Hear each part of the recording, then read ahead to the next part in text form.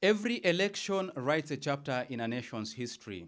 But long before ballots are cast, the choices made by leaders, institutions, and citizens shape the future of that election. As Kenya steadily moves towards 2027, one question grows louder. Are we laying the foundation for a peaceful democratic transition, or are we drifting towards deeper political division? In this debut episode of The State of Affairs, we examine the state of our politics, the strength of our institutions, and the role every Kenyan must play in safeguarding democracy. This is the state of affairs right here on Younib TV.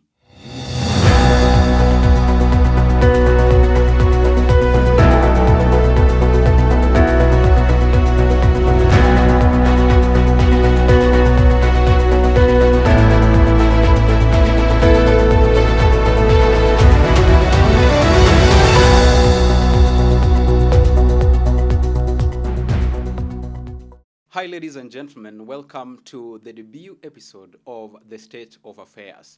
The morning momentum is taking a shift, and we are replacing it with The State of Affairs. Now, today we have a guest with us in studio, and before I introduce him, allow me to introduce to you to the comprehensive analysis of the state of affairs. This is a political program exploring current affairs, human interest stories, and expert opinion. In our today's episode, we are going to be analyzing the roadmap to 2027. Is Kenya headed towards a more peaceful election or a more divisive election? That is what we are going to find out in this episode. And with us in studio is none other than Honorable Moses Jura. He will introduce himself and tell you more about himself. So, karibu sana to the show. Thank you so much, Alphonse. Feel much welcome to Younib TV studios. Thank you. Maybe for those who are meeting you for the very first time, introduce yourself in that camera. Thank you for this opportunity once again to Younib TV for this amazing invite. My name's Moses Jura Kochare, Honorable Moses Jura Kochare, MCA aspirant, Njiru Ward 2027.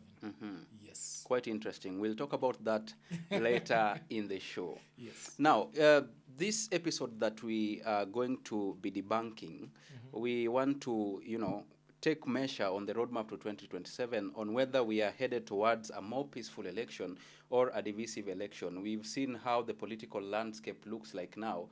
From where you sit, are we on the correct trajectory in as far as 2027 elections are concerned? No, we are not.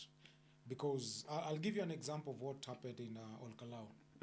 It is very wrong for our government to sponsor agonism. Number one. We are, allow me switch kidogo. We are this type of a nation where you don't carry us as children. We see things, we know things, and we understand things. There is no way someone will come to your area fighting you, the police in uniform are standing there doing nothing about it. And then you want to tell us that the government was not involved in this. So if we are not careful, 2027 can turn out to be 207. You can remember what happened. So we are not headed to the right direction, in the right direction, unless something takes a shift. Because right now, 3/4 of Kenyans, they don't feel safe. What is this something that needs to take a shift? We need to take a shift politically, how we are handling things. Politically, how we are engaging our citizens. Because if I'm the one vying, you have a candidate who is vying, why are we fighting? Let the people decide. If the people decide it is Alphonse who is going to take the seat, why am I bringing people to fight them? You understand? And it is so wrong because we need to allow these people practice their democratic right, which is voting for the person they want. Interesting. Yes. You set this conversation on a high. You brought something interesting about the goon culture. Yes. And I'm trying to understand where this is coming from. Where did the rain start beating us? One thing we need to understand is that it has been there, but on low tones. You get? Because people feared that, if I'm caught, it will be me, myself, and I facing this. But now it is so loud because now the politicians are the one funding it publicly. Why? They know, huyu mtu akishikwa, ndaenda kumtoa. huyu akishikwa naenda kumtoa. This person is doing this knowing very well they have a backup of the government. Unlike previous years, they knew that no politician would want to be associated with that. So ilikuanga tu chini ya maji lea, a few people will approach you here and there, and then they're like, don't mention me, die your own death when anything happens. But right now, it is so obvious that even people will stand and say, I have goons.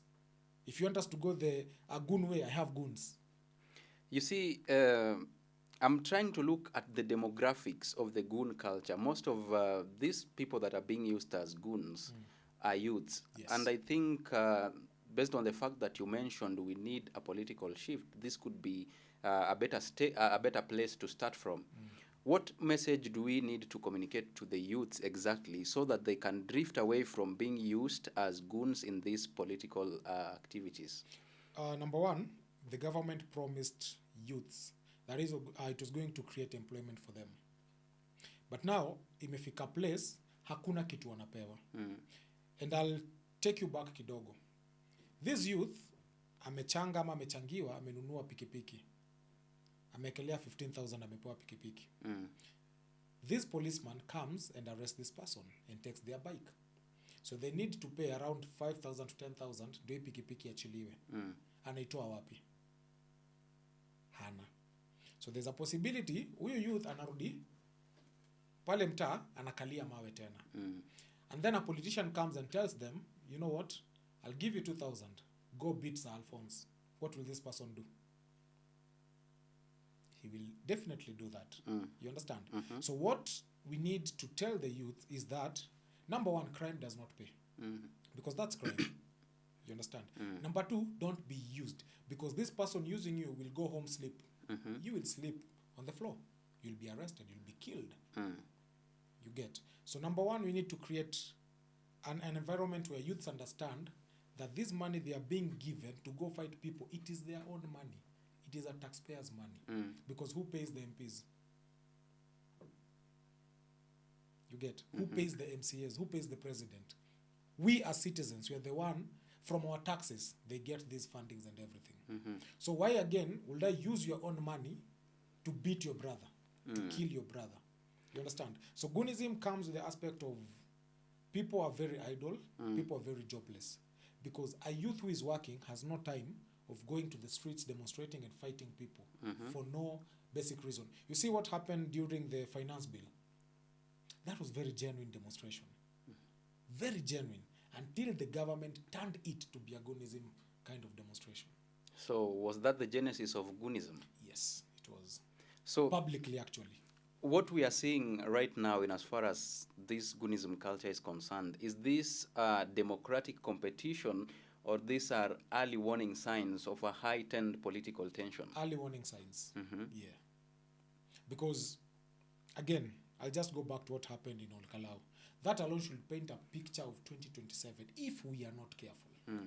Remember, I believe no Kenyan will want to go back to 2007.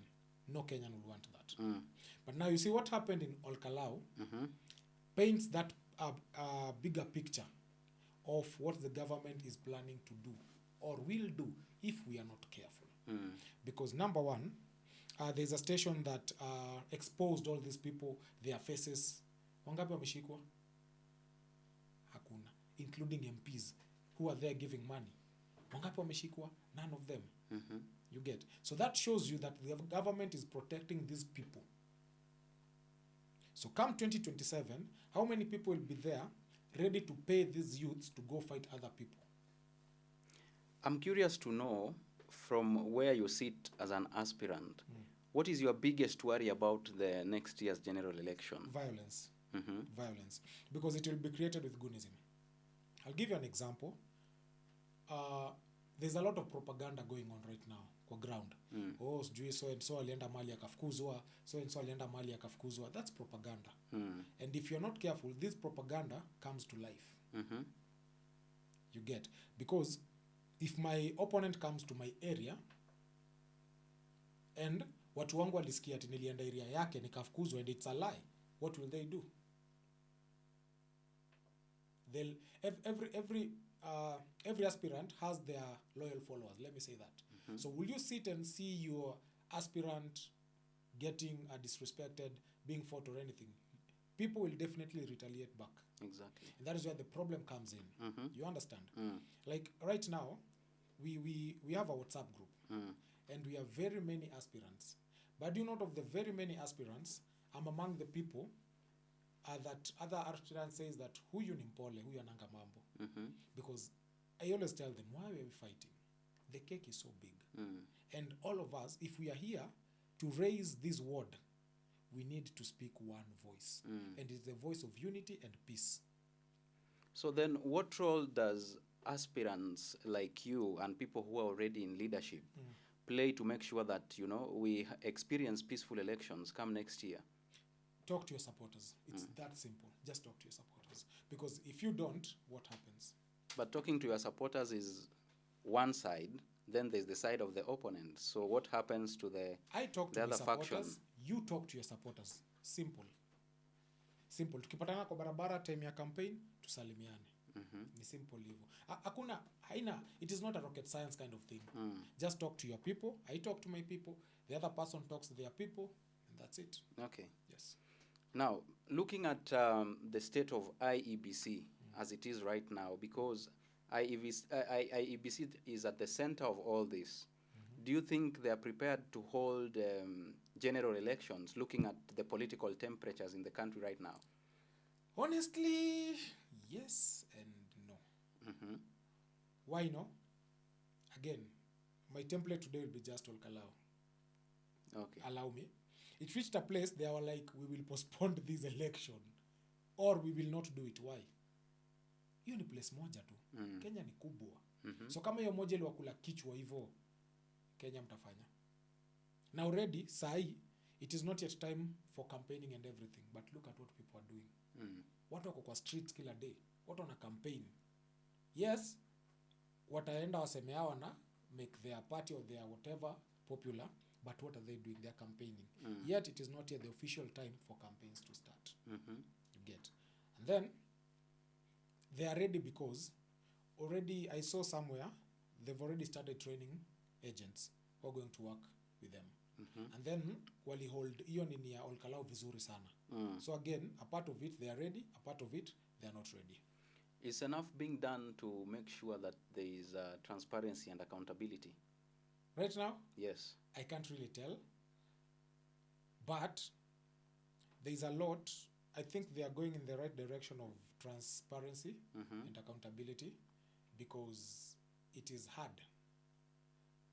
My brother, it is hard for someone who was impeached to get a candidate and the candidate takes the seat and the president was there campaigning for his person. Okay. So was it, what informed this? Was it power play or tribal politics? Power play. There was no tribal politics there. It was power play. Okay. Yes. Let's take a quick break right here on State of Affairs. We are coming back with more in-depth discussion in as far as next year's general elections are concerned. With me in studio is Honorable Moses Jura.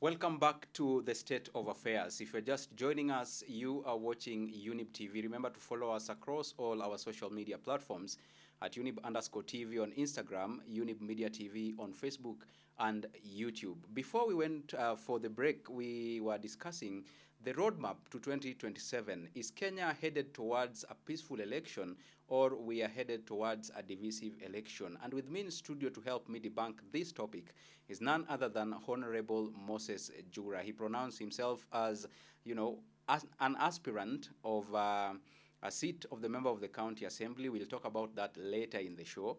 And for the sake of your feedback, allow me to also allow him to give you his socials so that you can join the conversation. Honorable Moses. Thank you so much once again.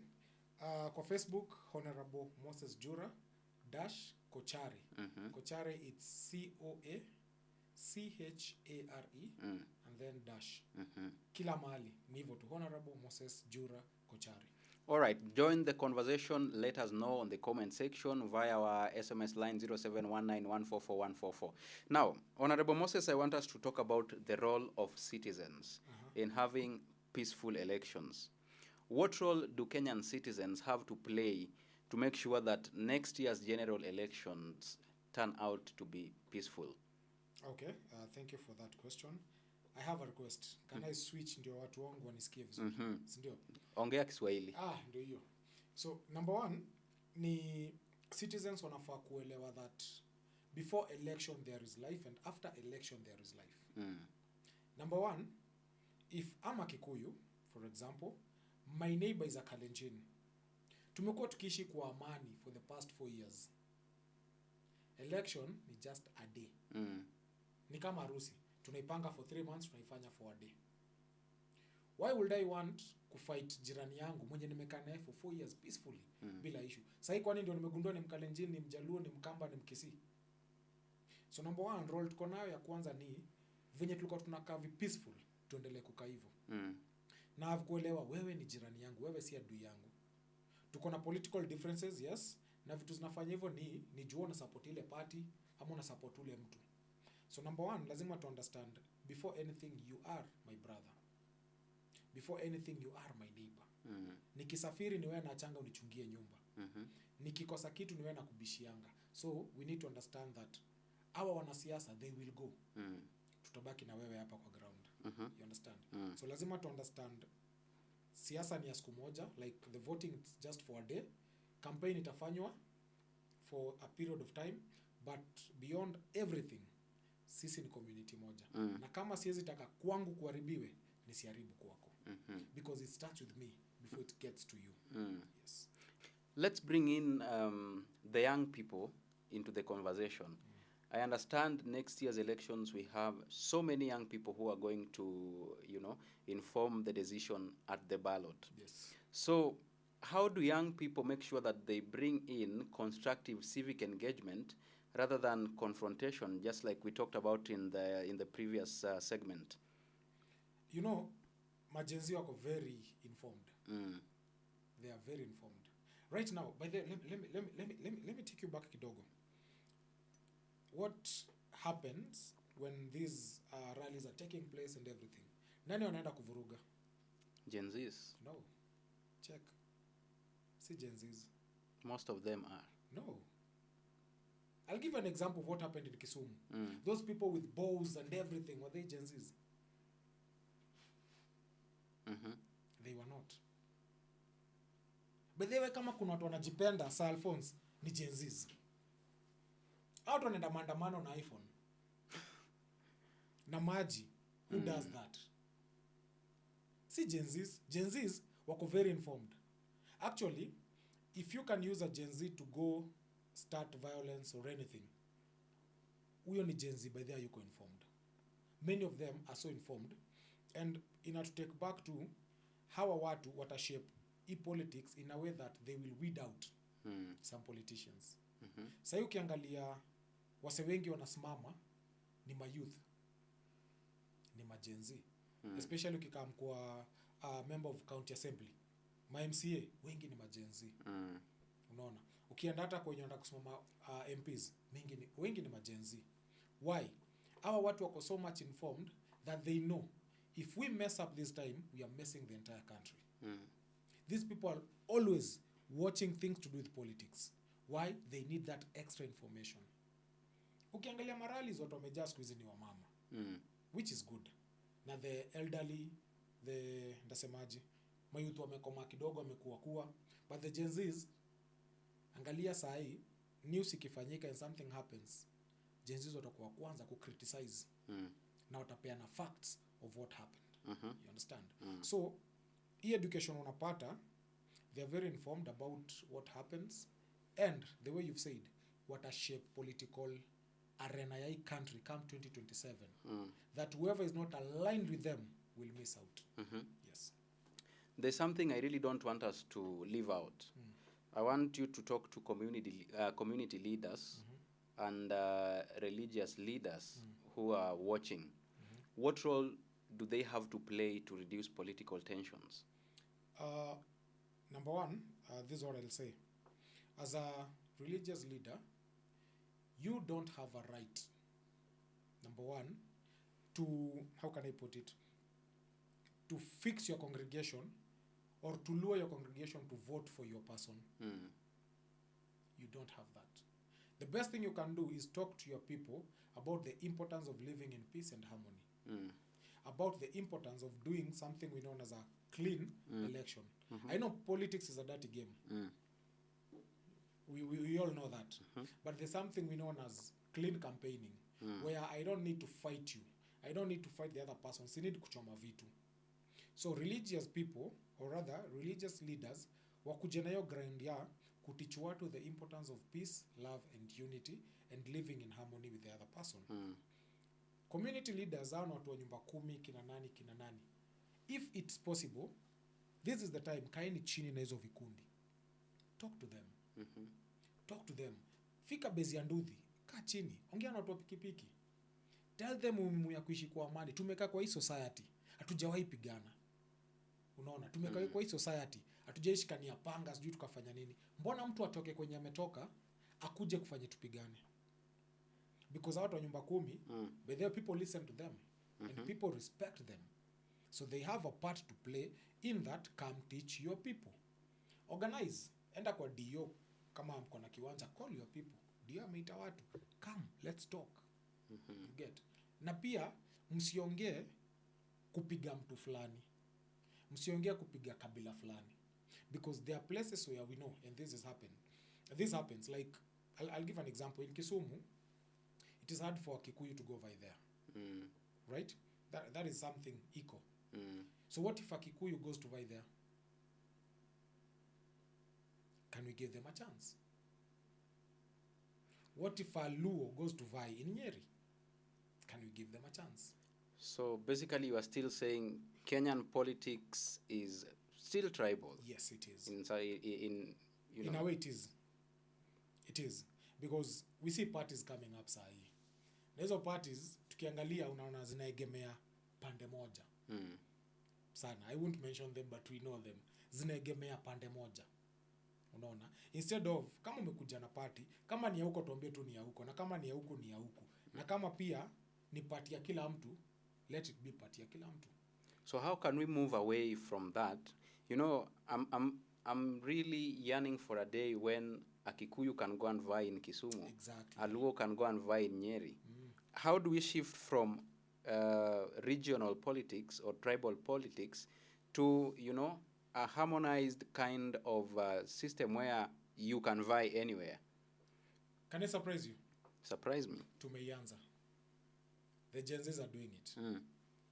The Gen Zs are doing it. Kikuyu is vying somewhere in Kisumu? You wait and see. Wait and see. Because, bro, what happens is, kitambo, it was hard for these tribes to get married. Squeezy. It's very easy. By the way, atakwambia tuweni mama yangu, lakini kama utaki inolewe na huyu, usikuje harusi yangu. Na amemalizana na hiyo kitu, na ukishtuka wewe kama mzazi, picha zinatembea kwa internet. Alimaliza harusi yake. That was the start of killing tribalism. You get. Because right now, they don't care which tribe you are or where you come from, provided unamfeel na kufeel, that's it. Right now, the Gen Zs, nimekuwa kwa ground. I walk, I talk to people. Then someone will ask you, manifesto yako ni gani? And once you're done giving them their manifesto, they won't ask you even for a shilling. Most when you encounter, they don't ask for money. They just tell you, we need someone who will work for this ward. We need someone who will do this and this. We need someone who will do this and this. Why? They are tired with tribal politics. You get? And they don't care about it. That is why I'm telling you, people will be surprised. Na wale watu wataingia kwa hiyo bunge, wale watu wataingia kwa hiyo county assembly. People will be surprised. Good. Yes. We are looking forward to that. You wait and see. Tuko na wewe, Mungu anatupatia life. Well, the conversation is coming along nice and easy right here with Honorable Moses Jura. Let's take another break right here on the State of Affairs. When we come back, we'll talk about lessons from the past and what next moving forward. This is the State of Affairs.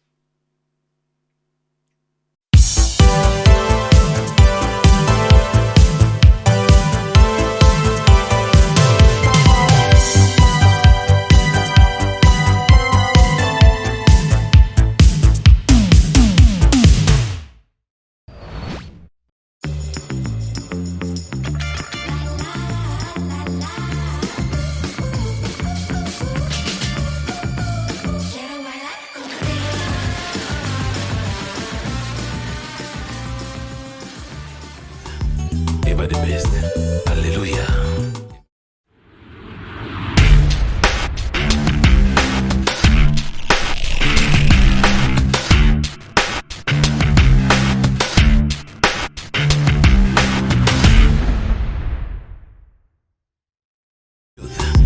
Ever the best.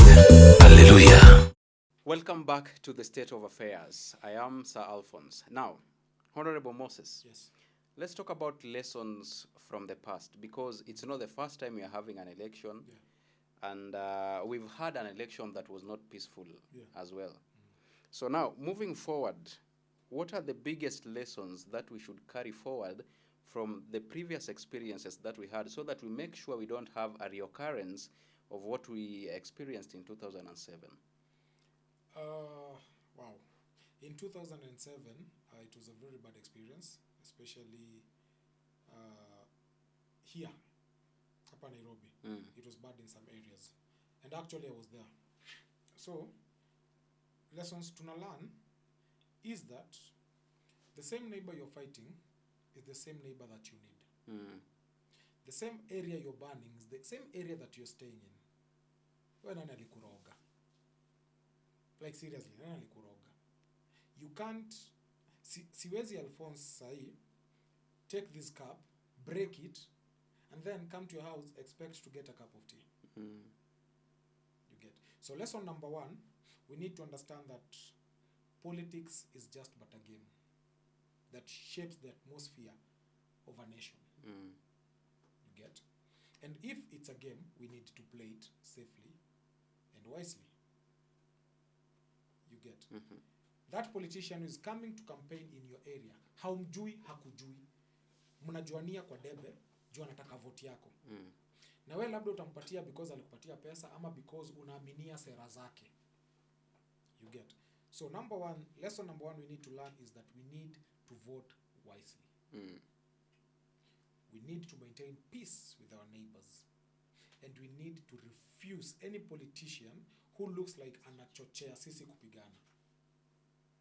We really need hizo vitu tatu: peace, tuishi kwa amani, tuishi kwa with love and accountability to your own neighbor, and also we need to refuse these politicians who come with tribal politics na siasa ya kutaka kuchochea watu wapigane. Yes. You know, I was having a conversation with someone, and I'm curious to collect your thoughts on this. I think you mentioned it when we started. Don't expect me to come to your place and not insult you, and then you come to my stronghold and you insult me. How do we hold these key players in politics accountable when we have such incidences? Number 1, sometimes it's hard. It's hard holding these people accountable for these things, because I'll give you something very funny that happened yesterday. I was in a WhatsApp group, and so someone posted a video of someone amevaa nguo ya aspirant and then anairarua. Ni kama huyo aspirant amemchokesha. But do you know there's a possibility that this person wearing this t-shirt is not even a supporter of that aspirant? Ni wa mtu mwingine. But the moment ameivaa, what do you think? Huyo ni supporter wa Honorable Moses. Example. So akirarua inakuonyesha a support Honorable Moses. na inakuletea ile aspect ya alikuwa wangu na labda sio wangu. So number 1 ni Sir Alphonse, nimekuja area yako, tumevurugwa. We have cameras. Because I believe every politician anataka kuonyesha watu nilikuwa kwa ground. Si tumepiga picha. Si tumeona mwenye alituvuruga. Si ni kweli? Si ni atafinywa. You get? Na atafinywaje? We will file a case against the person. Hatujui ana support nani. So the moment this person comes and says nilitumwa na Sir Alphonse, now we pick it up with Sir Alphonse.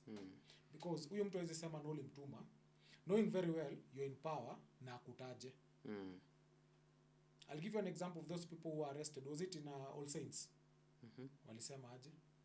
Sisi tuliitwa hapa na mzai akatuambia kila mtu anapewa do fulani tukuje tuharibu hiyo mkutano. Kumbe hatujui tulikuwa tumengojewa. You get? So number 1, we hold them accountable by the government allowing the judiciary to take its course with these people. Unaona? Because at some point tuna feeling ni kama government imekalia judiciary. There's nothing watu wanaweza fanya because mtu amekuja kuchoma kitu ya mtu. And then unasikia kesho ameachiliwa na cash bail ya 10,000. Kitu amechoma ni worth millions. Really?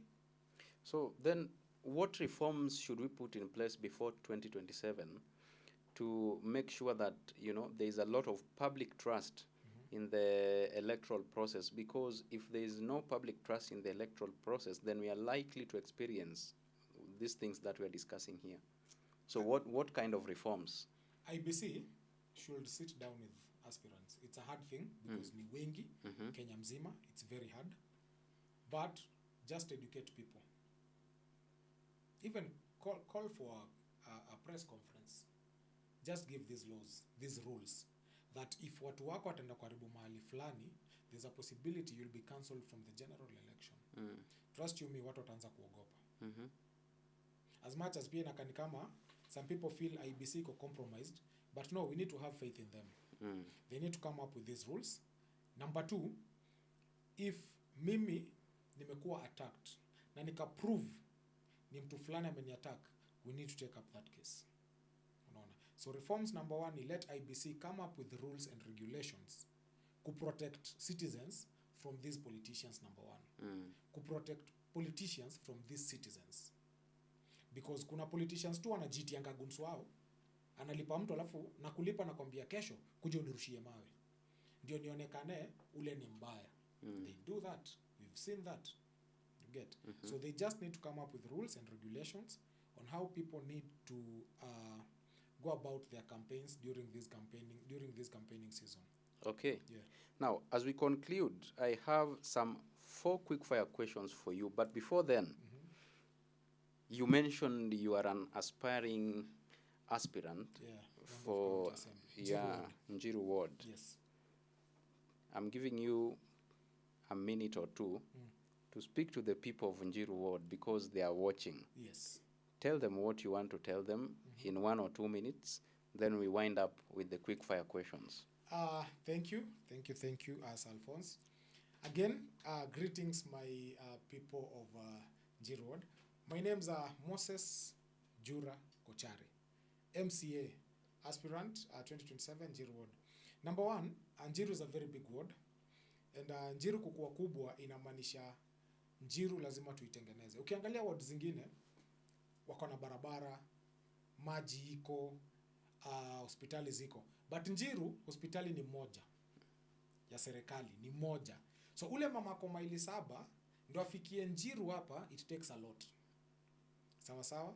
Number 1, barabara ni mbaya, so by the time wangangane na hiyo mara mwafike, it takes a lot of time. So number 1, I'll make sure that the health sector imeshughulikiwa. Pale Shiranga kuna hospitali jaisha, hiyo lazima tuimalize. Hizo barabara zetu lazima zimalizwe.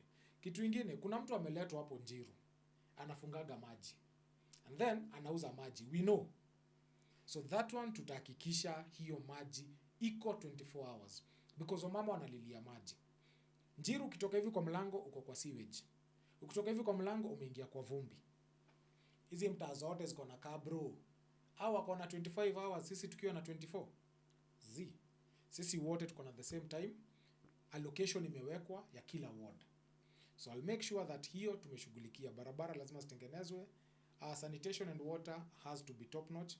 And then those people who are able differently, ama kuna watu wanaita the disabled, pia we have a program of taking care of them because they need to have a card that anywhere they go wanapatiwa priority. Yes. So as an aspirant, Njiru lazima ishine. Well, hakuna kitu hard. Yes, mbele pamoja. We'll see how that goes, and we wish you all the best. Thank you. Of course, by the way, here in Njiru, there are over 100 aspirants 140 for that same seat. So we will try as much as we can to bring all of them right here on the State of Affairs so that they can also tell you what they have in store for you. Yeah. And we will do that as time goes by. Let's go to my quick-fire questions. Number 1. Yes. One word to describe Kenya's political Hot. climate today. Hot. All right. What is the single greatest threat to peaceful elections? Lack of respect for your other candidate or aspirant, yeah. What gives you hope about 2027? Gen Zs wameamka. Good. Yes. Which one reform would you implement immediately if you had the power, because you are going for that MCA seat? One thing I'll implement is don't give false promises. Just promise people what you can do and do it. Yes, because usi promise what will give everyone jobs, na hakuna hizo jobs. Just promise people that if I get an opportunity to get something for you guys to do, I'll make sure I do what I connect you to it. The other thing is that what I'd love to change is the fact that we keep on fighting kama aspirants. Tunafaa kushikana na tusimame pamoja. Yes. All right. My last question to the viewers. If Kenya was supposed to have the most peaceful elections, what is it that they should do to make sure that they have the most peaceful elections? Talk to us on our SMS line 0719144144 or visit our social media platforms at Younib_TV on Instagram, Younib Media TV on Facebook, and on YouTube. Thank you so much, dear viewers, for joining us on this episode. I want to leave you with one message. Peaceful elections are not built on polling day. They are built by the choices leaders make, the integrity institutions uphold, and the responsibility citizens embrace every single day. The question is, are we on the right track? That is the state of affairs.